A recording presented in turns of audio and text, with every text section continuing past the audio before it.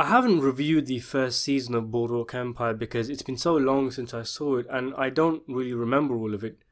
That's kind of a problem with Boardwalk Empire, isn't it? It doesn't really coax you into seeing it. It's not really offering much in terms of keeping you fascinated enough that you're eagerly awaiting the next episode.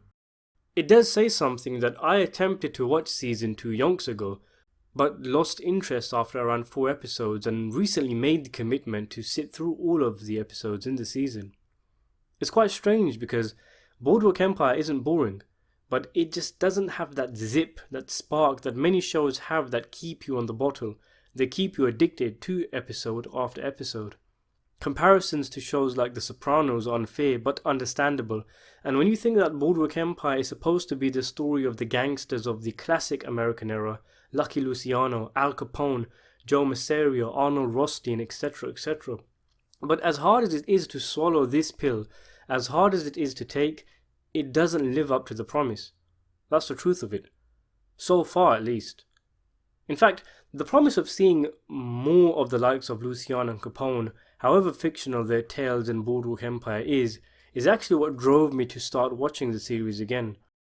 Season 2 essentially further explores and doubles down on the growing troubles surrounding Nucky Thompson, now in serious danger of jail time. That's if his growing list of enemies don't put a bullet in his head first.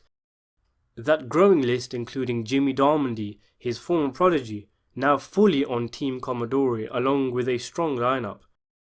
Jimmy is really the centerpiece of the season, as we explore his attempting to find his feet as the leader of this new movement after his father is sidelined through illness. I think as a viewer, his mistakes are quite blatant to us and we can see he really needs to fix up, otherwise it's not going to end well for him. His journey, well, his destination is kind of telegraphed. Still, once Jimmy gains control over things, I did feel his change of character was quite sudden, and for someone who had been so quite pragmatic, he became quite childish and naive, almost out of character. Still, he is on a path to self-destruction, no doubt. We see into his troubled past a bit too, and it's come to a stage when he knows he has wronged Nucky and so many others and is almost looking for punishment in a way. Season 2 has its moments. I'm a particular fan of Michael Shannon's stern Van Alden, and his character's story has certainly moved on from simply overindulging in his deadpan expressions. The likes of Capone and Luciano are ever so slowly being teased with future larger involvement. A cool new character introduced played by William Forsythe, is that how you pronounce it? Anyway, he played Manny, a very interesting gangster who was also a butcher. It was an okay season, a little on the dry side, as the entire series does seem to be.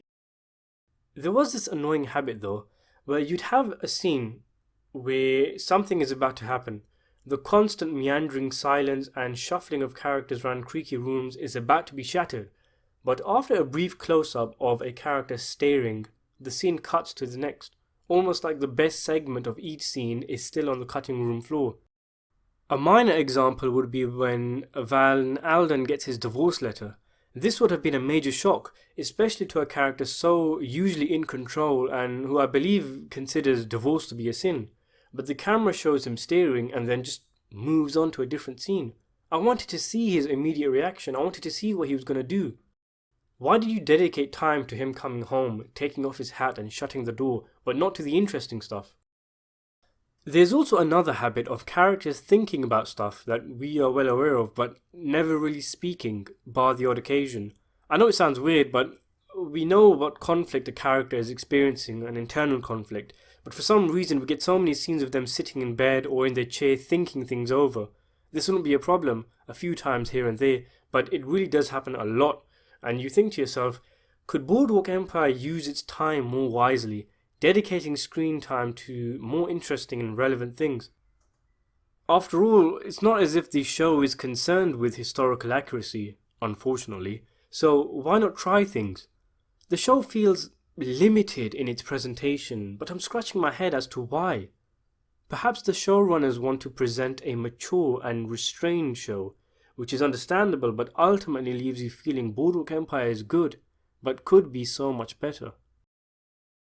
It's an okay season, and an okay series on the whole so far, but it doesn't really compel you to watch it. And at the moment, I feel like I'm watching it out of some kind of obligation as a mafia movie fan. I hope it improves, but from what I hear, the first two seasons are supposed to be the best, which doesn't bode well for me.